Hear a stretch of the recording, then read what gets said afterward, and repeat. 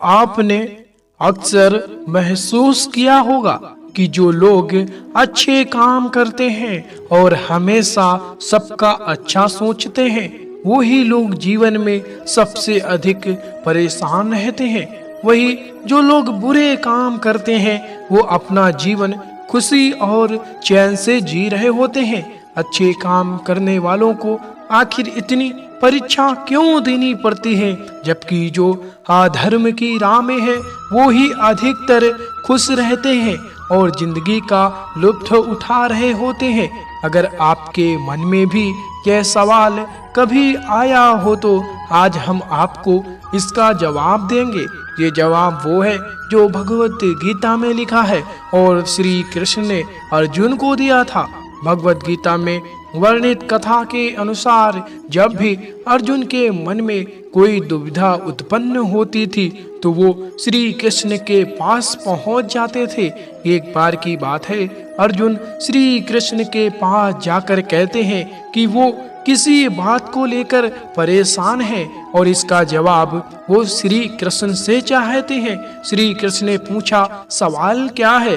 अर्जुन ने कहा, मुझे यह जानना है कि अच्छे लोगों के साथ हमेशा बुरा ही क्यों होता है, वही बुरे लोग खुशहाल होते हैं। अर्जुन के मुंह से ऐसी बातें सुनकर श्री कृष्ण मुस्कुराए और कहा, मनुष्य जैसा सोचता है और महसूस करता है वैसा कुछ नहीं होता है, बल्कि अज्ञानता की वजह से वो सच्चाई नहीं समझ पाता है। अर्जुन उनकी ये बात समझ नहीं पाए। इसके बाद श्री कृष्ण ने उन्हें समझाने के लिए क्या कहा वो जानते हैं। श्री कृष्ण ने अर्जुन से कहा, पार्थ, मैं तुम्हें एक कथा सुनाता हूँ। उसे सुनकर तुम समझ जाओगे कि हर प्राणी को उसके कर्म के हिसाब से ही फल मिलता है। प्रकृति हर किसी को अपनी राह चुनने का मौका देती है। अब वो मनुष्य की इच्छा पर निर्भर करता है कि उसे धर्म की राह चुननी है या अधर्म की। कथा शुरू करते हुए श्री कृष्ण ने कहा, एक नगर में दो पुरुष रहते थे। एक पुरुष व्यापारी था जिसके जीवन में धर्म की बहुत महत्ता थी। वह पूजा पाठ में यकीन रखता था। वह हर रोज मंदिर जाता था और दान धर्म भी करता था और हर रोज भगवान की पूजा करता था।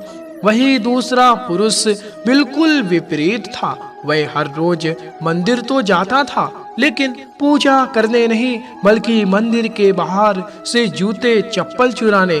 उसे दान और धर्म से कोई लेना देना नहीं था। समय बीतता गया और एक दिन बहुत जोर की बारिश हो रही थी।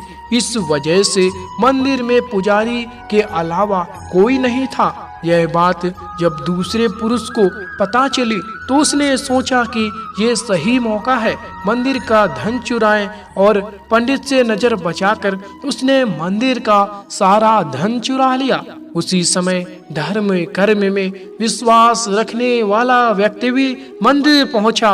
दुर्भाग्य से मंदिर के पुजारी ने उसे ही चोर समझ लिया और चिल्लाने लगे। वहां लोग एकत्र हो गए और उसे बहुत मारा।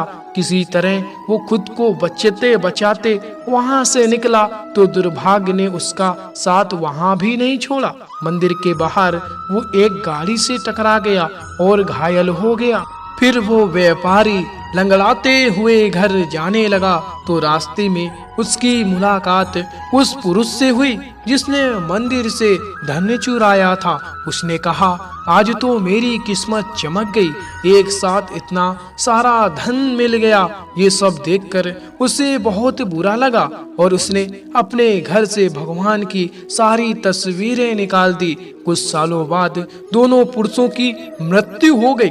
मरने के बाद जब दोनों पुरुष यमराज के पास पहुंचे और भले पुरुष ने दूसरे व्यक्ति को देखा तो उसे बहुत गुस्सा आया।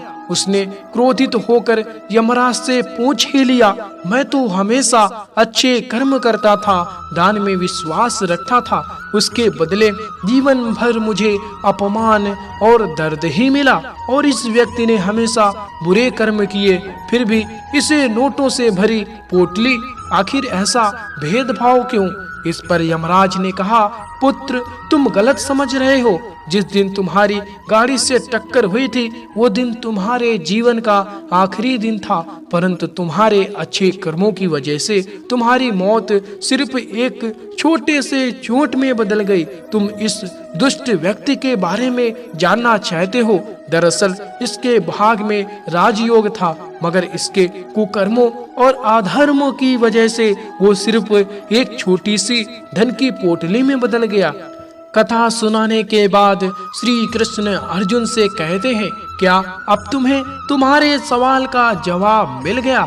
ऐसा सोचना कि भगवान तुम्हारे कर्मों को नजरअंदाज कर रहे हैं, ये बिल्कुल भी सत्य नहीं है। भगवान हमें कब क्या किस रूप में दे रहा है मनुष्य को समझ में नहीं आता है, मगर आप अच्छे कर्म करते रहे तो भगवान की कृपा हमेशा बनी रहती है।